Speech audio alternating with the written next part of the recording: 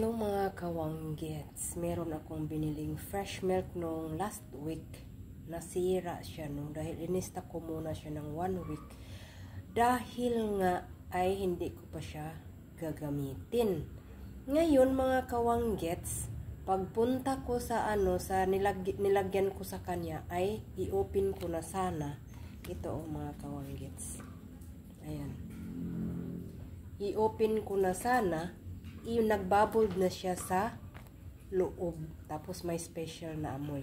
Binili ko siya kahit hindi ko siya paborito na milk dahil ay hindi nga available ang suki kong gatas na fresh milk pero low fat milk.